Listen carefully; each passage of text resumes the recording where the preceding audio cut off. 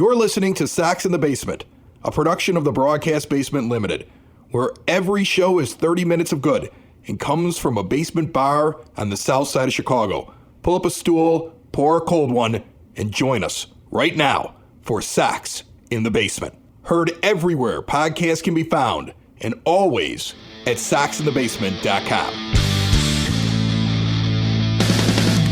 I feel like we left a lot on the table in the last episode talking about what Chris Getz could do right now and what he could do to make me feel more comfortable about him in the position as general manager. And I want to get into it today. But before we get into anything that has to do with the team long term or what they should be doing or how they should be identifying players, Ed, can I just ask you another what the heck is Pedro doing question?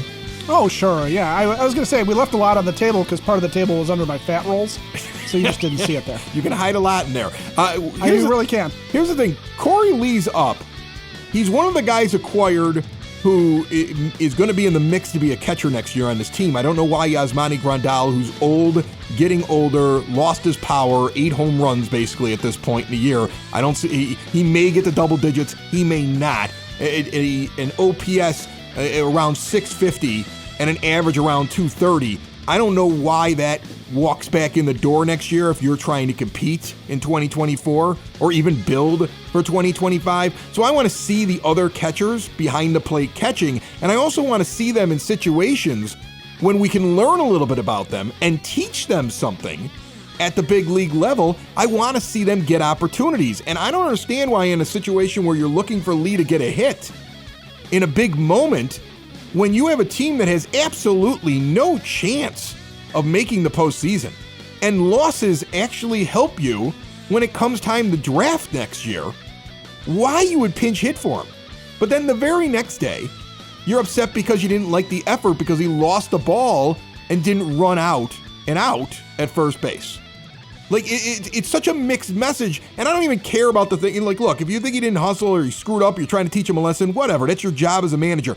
But Ricky Renteria, at least, would let these guys go out there and try to show they could do something when it wasn't a pressure situation. You're a rebuilding manager, at least for this year and likely next year. No matter what anybody tells us, that's what you are. The young guys got to get a chance to figure it out. You don't bench him and bring in somebody else as a pinch hitter. You let him go out there and hit and learn something or teach you something about them. Continues to be a mixed message coming from dugout and front office with this team. And it starts back when you have Ricky Renteria in the dugout, and he's a rebuilding manager, and he's a developmental guy, right? And in the front office, you have this idea, this is kind of the last time we were sort of on the same page. You have this idea that these young guys are coming up, we're building a core, we're going to start to compete. But then when it comes time, when they actually do see some success in the shortened season, Ricky's out, right? Because now you need somebody to take him to the next step. But then clearly the team that's assembled and the team that Tony La Russa would have liked to have managed aren't the same team.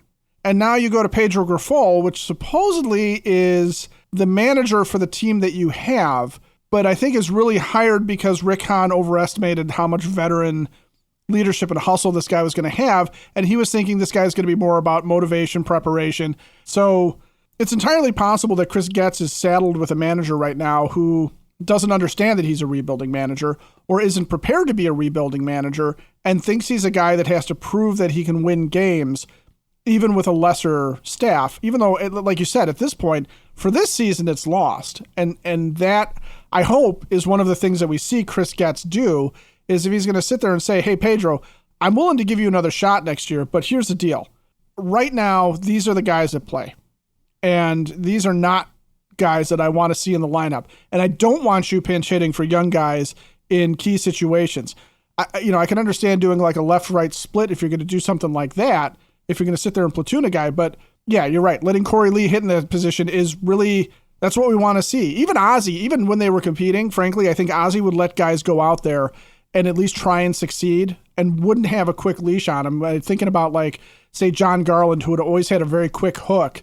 And, you go into 2005 and he would let him try and work his way out of trouble. Now, if he got into more trouble, he was gone. But, you didn't see a whole lot of that, where the biggest problem I have with Pedro at this point is that his motivational stuff rings really hollow because he doesn't follow through with the player on it. Ozzie was doing that even when they were competing. In '05, he was tinkering with the bullpen and giving guys a chance to prove what they could do because he Absolutely. knew they were going to have to do it in the postseason. So I don't think that ever ends. But then here's the other point. If Chris Getz wants him to manage it a certain way and he doesn't get on board immediately, he should just remove him at the end of the year. He should say, you know what? I thought he was going to stick around to the end of the year, but now that we've worked with each other, I think I'm going to go in another direction. He has every right to do that. And here's the thing. If Getz is going to come out and publicly say he's the manager next year, then this guy shouldn't be trying to win ball games. He should start planning for next year. And if he doesn't, he's not capable of being the manager of the Chicago White Sox, or I don't know, a minor league baseball team, for crying out loud. This episode of Sox in the Basement and every episode of Sox in the Basement brought to you by Cork and Carry at the Park, 33rd and Princeton in the shadow of the ballpark, an award-winning menu of burgers and ballpark favorites. 2-for-1 burgers when you dine in on Mondays when it's not a Sox home game on that day. An extensive bar with a rotation of craft beers, familiar favorites, spirits, and wines. The best place to bring the family over and feed them beforehand, get together with friends afterwards, and just have a beer and commiserate or talk about this team or whatever you want to do. It's a great atmosphere, however you're going to use it there at Cork and Carry. See more at corkandcarry.com. It's a perfect example of just not getting it as a coach. My kid plays JV hockey, and his freshman year, he was essentially a walk-on. He was like at the bottom of the roster. By the end of the year, he was playing in the playoff game, so he worked his butt off to get himself to that position as a freshman and on a very good team. There was a point late in the year, though, where there's penalty shots that are going to be taken, and winning or losing the game didn't matter in the grand scheme of things. And so the coach of his team sent him and another freshman, and then I want to say a sophomore who was on the team who's never gotten the opportunity, he sent them out to take the penalty shots. He was like, we're going to see what these guys have, and for the first time in their lives, while there's a screaming crowd, we're going to give them the opportunity so that they learn from their mistake. And of course, he didn't do very well. It was the first time he ever took a penalty shot. Afterwards, he was like, Dad, I screwed that up. I'm like, you've never done that before. Right. The coach is doing that because you're at the beginning of your time in the program, and he realizes you need that experience, and he needs to see what you need to work on and what you have in that moment. Right? The only guy that scored out of those three was the kid that was a little bit older, and they won their penalty shot thing. But my kid and the other freshman, they didn't even have a chance. They didn't even know what they were doing. They were just in there in the spotlight for a moment, but it was a learning moment for them. And that's why you let your young guys who are going to be part of your plan hit when there's a big situation. That is a disconnect right there by the coach. If a coach at a high school level at any sport understands that, Pedro needs to understand it as well. And if he doesn't, Chris Getz should be concerned. Well, and that's also the sustained success or success that we were promised. Yeah. Okay, I won't do that. But the sustained success, the constant, reinflux of talent that was supposed to happen with this team. One of it comes from actually having talented players in the minor league system, but the other one comes from when you have these moments in August and September, every season, even if you're in a pennant race, sometimes you just sit there and say, okay, I want to see what this kid has, and I want to give this kid an opportunity to get that big hit. Now, I'm not saying that particular moment with Corey Lee, if we are in the middle of watching the White Sox go for the division, is a situation where Lee has got to be up. But you can still use those situations as learning situations, to your point about doing it while you're competing and how it never really should stop. And what the high school coach is doing there is sitting there going, I know I'm losing my seniors. I know my juniors have only, the end of this season and next season before I gotta rely on these kids, right? I gotta see what I got coming up. And this is an opportunity for Pedro to see that. Even if Yasmani Grandal was coming back next year, you're trying to figure out who's next, right? Because Yaz is not a 25-year-old all-star. He's an old catcher at this point. So, and you're going to have to do that. Now, this team happens to be a team of relatively young veterans, but you would have to have the same conversations about some of your older guys like Anderson. Is he a guy that's getting too old? Elvis Andrus, we know, is getting too old to be on this team and doesn't have a spot here. And you also have to identify what each guy is. Not all of these players match the money or the marketing investment that's been given to them over the last couple of years. And what Chris Getz has to do is walk in and say, Who is this player really? What are they in my lineup? It doesn't matter what was pushed on the fan base or what we thought they were going to be, because I'm not responsible for the money and I'm not responsible for what happened over the last couple of years, but you are responsible now for looking at what you have and saying, this guy is this player over here is this, and this is what our need is. And you may have a need yourself. Let's say you want to keep mom and dad, grandma and grandpa out of assisted living, or you've had a surgery and it's hard getting around the house. Switch to a new age of life with Hyatt Home Medical Equipment. You can get around on your own, live independently with stair lifts, ramps, grab bars, lift chairs, and even bathroom remodeling. They are going to work with your insurance. They have 0% financing for qualified individuals. And if you mention Sox in the Basement, you get an additional discount. If you use a CPAP machine and you're unhappy with your vendor, switch. Get your supplies directly mailed to you. They also have the latest in continuous glucose monitors. Learn all about them at hhme.com or stop in and see Hyatt Home Medical Equipment at 3518 West 95th Street in Evergreen Park. All right, Yoan Moncada is not a $30 million baseball player, but you're going to pay Yoan Moncada essentially that next year. It's going to be about $25 million and then about $5 million to buy him out, because you're not going to sign him for another $25 million the next year. So you're going to waste $30 million on this guy who's an above average defender and probably is an 8-hitter. I mean, let's be honest. Right. Take away the hype, take away the hope, take away the status, one outlier good season he had, and the status on all of those prospect lists. What is he really? He's an 8-hitter on your team or a 9-hitter on your team. He should never bat higher than 7. And that's when he's hot. Maybe he's 7. And so you have to understand you have a third baseman who can play fairly good defense, who has to be buried at the bottom of your order, who's going to get streaky once or twice during the year, kind of like Elvis Andrus, but younger and far more expensive. But that's what he is next year. And possibly a better singer. I don't know how Elvis sounds in the studio. I don't know. I've never heard Elvis sing. Never seen him dance, never seen a video from him, but you have to wonder, would he be about the same as Yoan Moncada? I don't know.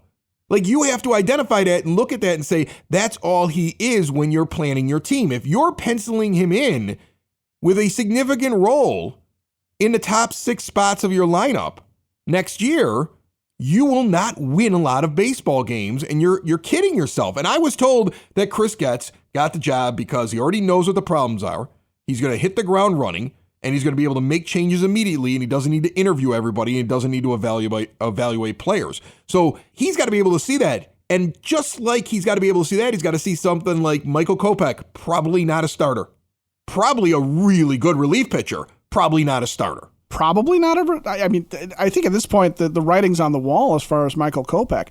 But that's the thing I think Sox fans are worried about, with it being more of the same. And what the narrative about Chris Getz being more of the same has been is that you don't want to see them trot out Michael Kopech in the starting rotation based on the hype of when he was traded for now 5-6 years ago, right? This ancient hype train about Michael Kopech being a number 1 type starter.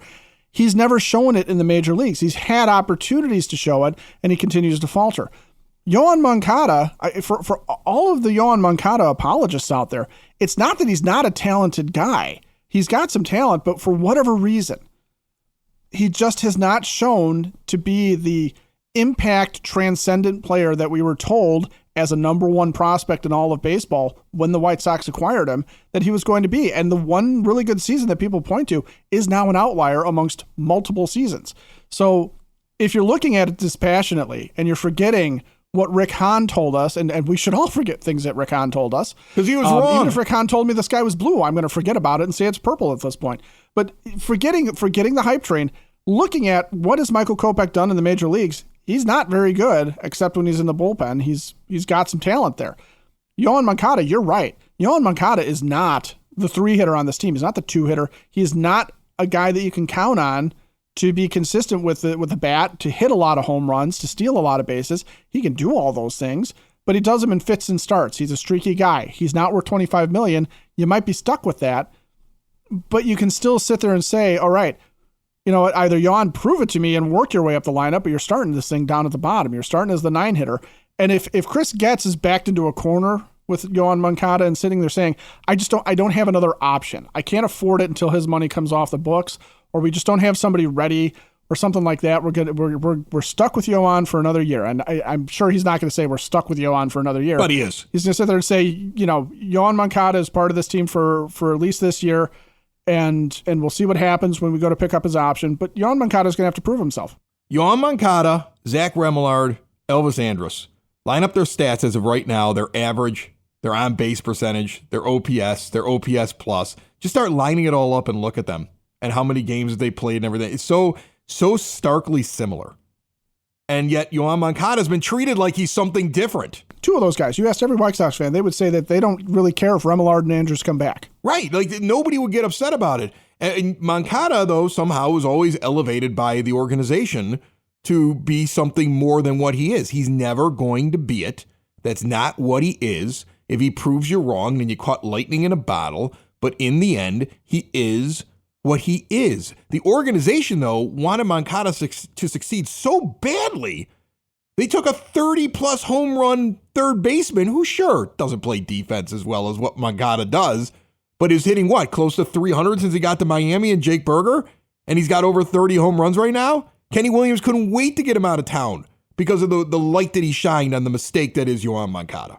Right. I mean, that's a guy you could make the argument like, okay, he's in the middle of my order next year. He's going to contribute a bunch of home runs. He's going to continue to develop because this was really just his rookie year.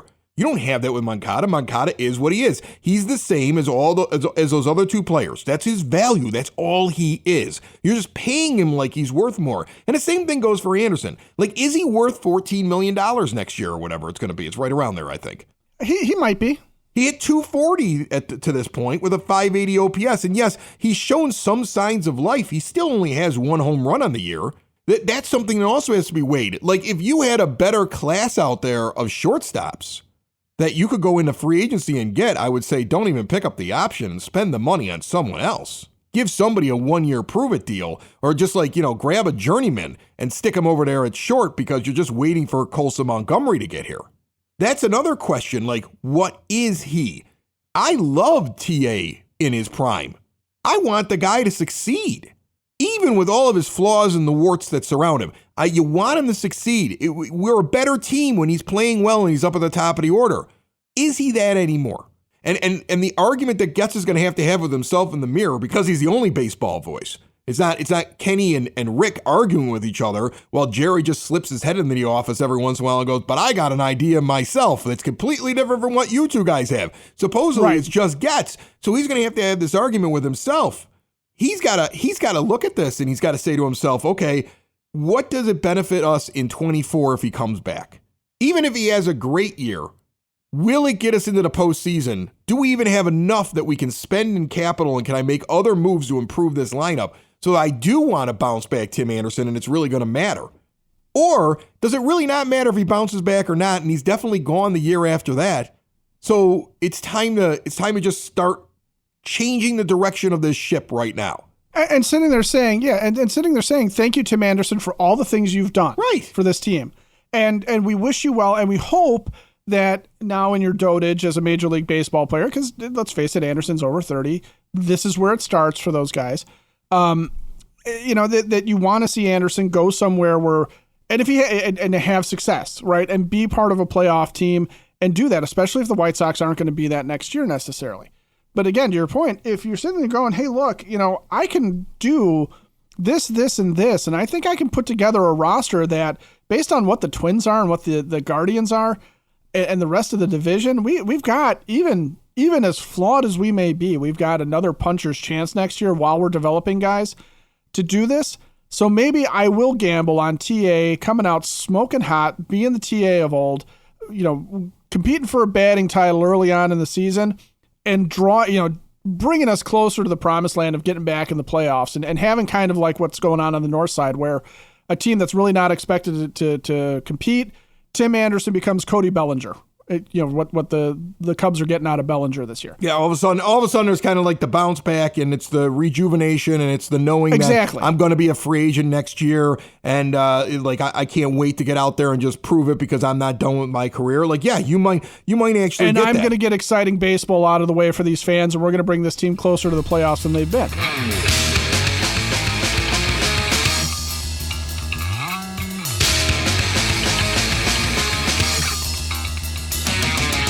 Hailstorm Brewing Company is the official brewery of Sox in the Basement. They have a scratch kitchen. It's now open 11 a.m. for lunch on Tuesday through Sunday.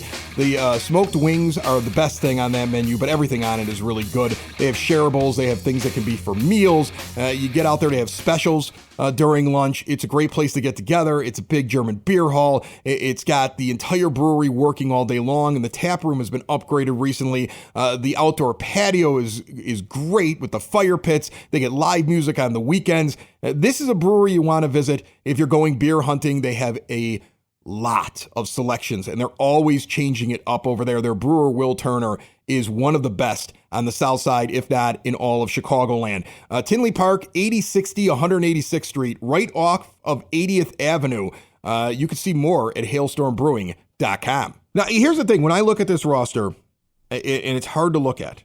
It really is. It's actually visually difficult to look at this roster. It is. Like I get a headache. You have a center fielder who's an all-world superstar.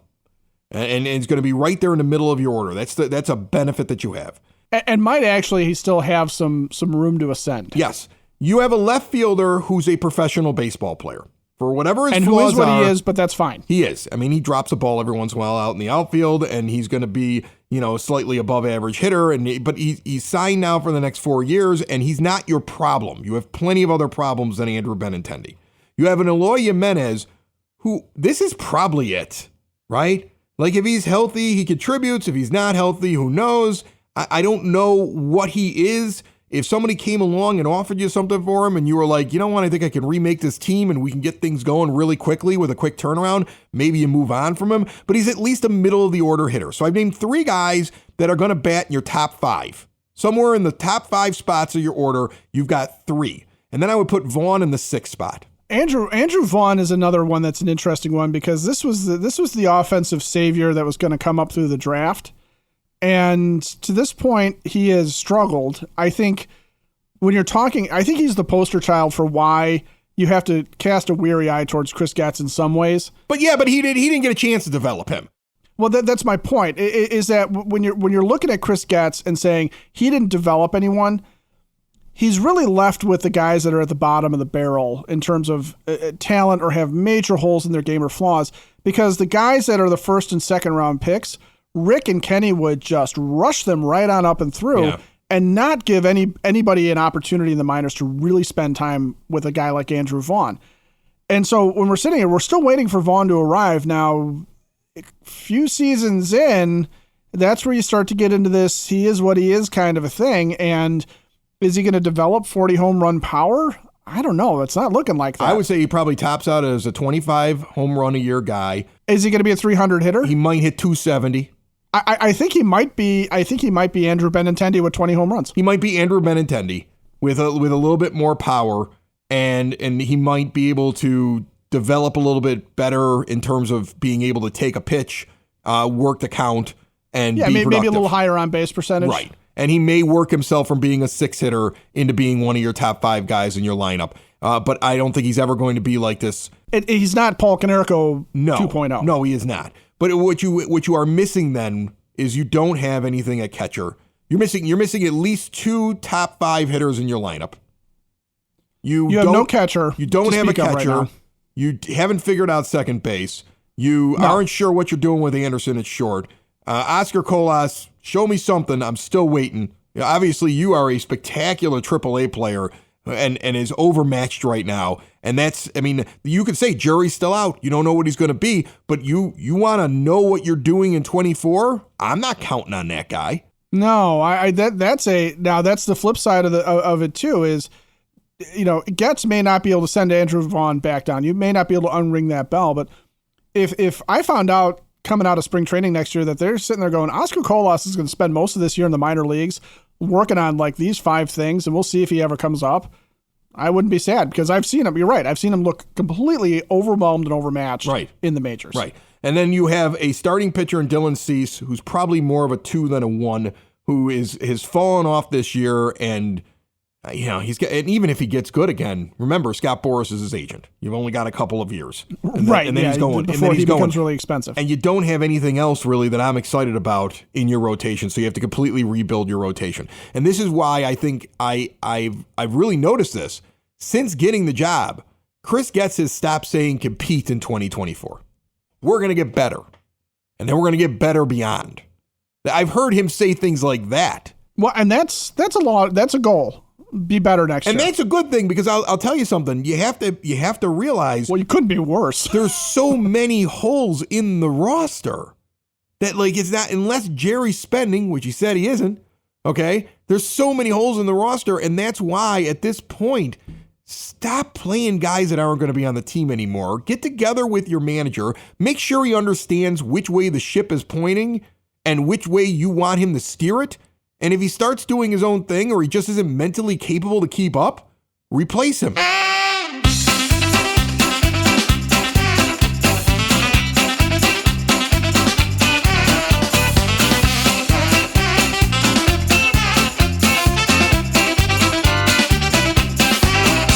On the phone line with me right now, Dave Marin. He's known as the Sox Nerd. He is a guy who puts these incredible tidbits and trivia up on the scoreboard at the rate he's been doing it for so long, and he's nice enough to join us on this program, and he's brought to you today by the Village of Lamont. Want to experience a downtown with real history, great eats and drinks, and green spaces filled with adventure? Visit the Village of Lamont, shop, dine, drink, explore, and see everything they have going on this month, including a massive Oktoberfest over at the Forge. Visit LamontDowntown.com. How are you, nerd?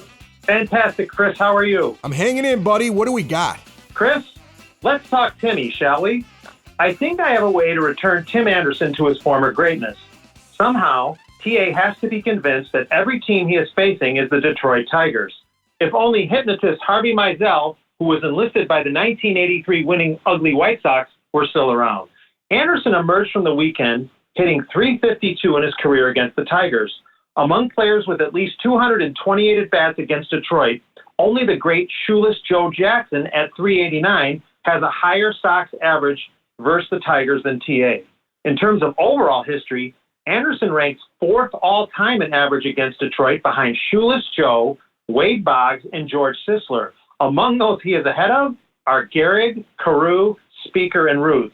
And good news for Tim. The Sox play in Detroit this weekend, where he totes a .358 average, which is a team record at Comerica Park and the second highest by a Sox player in the Motor City, behind Ray Durham's .388.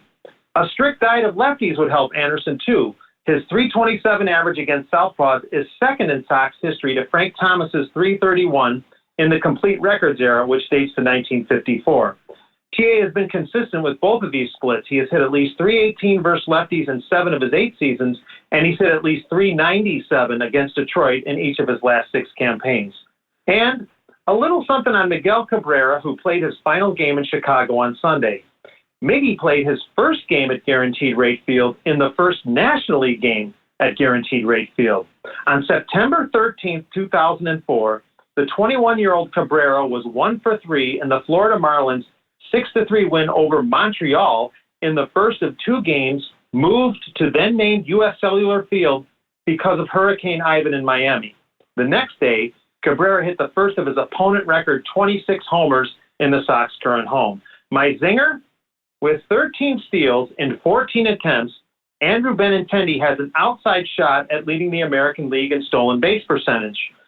Should he do that, Benintendi will be the first Sox player to lead the league in stolen base percentage in 14 seasons. With 25 steals and 27 attempts for a sterling success rate of 93%, the last Sox player to top the league in this department was Chris Getz in 2009.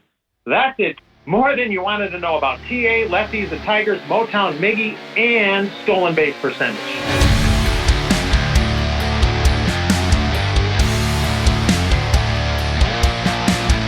All eyes on the new GM, because he's got to make a lot of moves internally, externally, with coaching, with players, and Pedro's got to be on the same page, because if he isn't, you can't sit there and say, well, I already promised him he'd have next year, but we'll reevaluate at the end of the year. No, don't do that. I was told you could hit the ground running. You didn't have to have a lot of meetings. You knew what needed to be fixed. So do that, all right? Because otherwise, there was no justification of you getting one of the most coveted positions in all of professional sports, and that is general manager in singular voice on a Major League Baseball team.